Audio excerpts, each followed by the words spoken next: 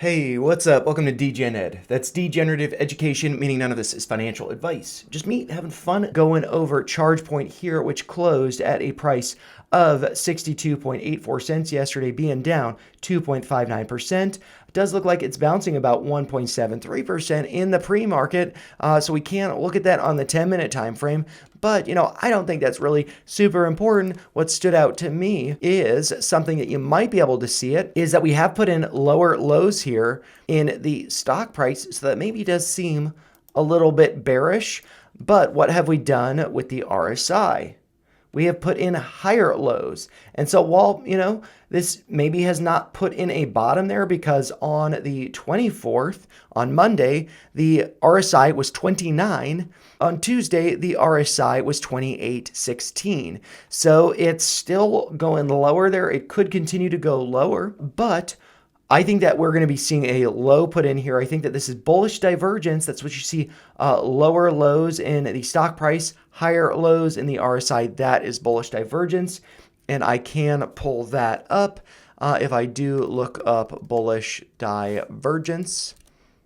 Oops, yeah, and so here we could see that the lower lows in the stock price, higher lows in the RSI, so this indicator here, whatever that is, that's regular divergence, that's on the bullish side. So I think that this could be, dip buying opportunity potentially, but I also think there's a lot of risk because they did just get a non-compliance notice right here from the New York Stock Exchange because they've been trading below $1 a share. And so what I think will happen is over the course of the next 6 months, I have kind of mapped this out. I think by June 4th, approximately, I think that we will be, I don't know why I put it on the 4th. Maybe I wanted that to be the 19th. I'm not sure. But approximately by June, I think that ChargePoint will have to announce that they will be doing a reverse split. And I think that by August 19th, they will be doing a reverse split. And so I kind of have this mapped out that I think that this could be getting above $1 a share before these points. But with that reverse split, I do think that the stock price could be going lower. And so I think that this is actually just a risky one to be holding. If you want to be a long-term investor in this, I think that there's a possibility that this could be a nice trade. But for me, what I'm trying to do is I'm trying to get my average below $1 a share. So if whenever this happens, clearly I was wrong there because we faded back lower.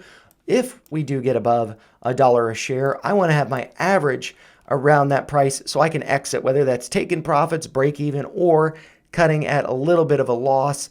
I just think that this is going to be a long-term thing and it's too speculative. The options data are not that interesting with it. Also with it trading below $1, there's just not that much data on it. So I think it's too speculative and, I'm not interested in just holding for a long time. I want to get more into swings.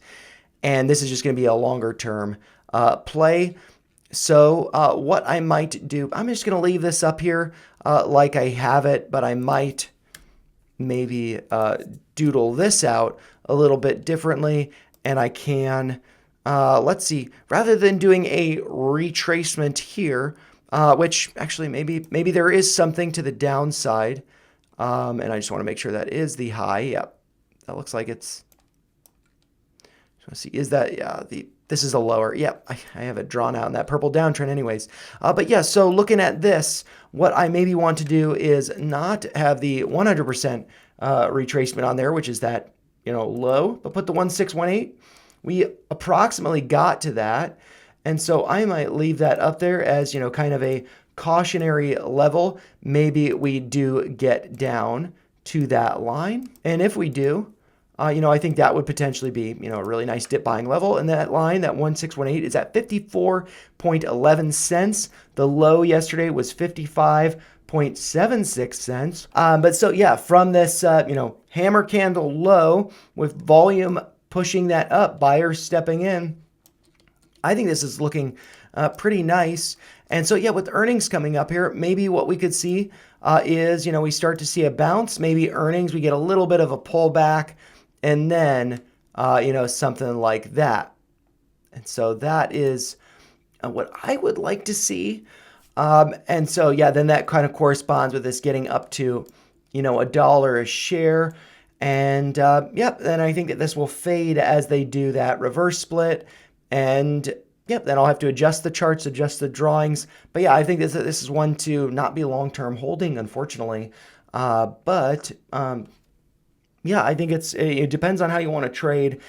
I've just seen too many stocks announce bankruptcy, and while I have conviction or had conviction in ChargePoint with them doing the reverse split, with what I've seen in other stocks, I just think that this is probably going to be too long-term hold. This is opportunity cost, so I think it could be another place.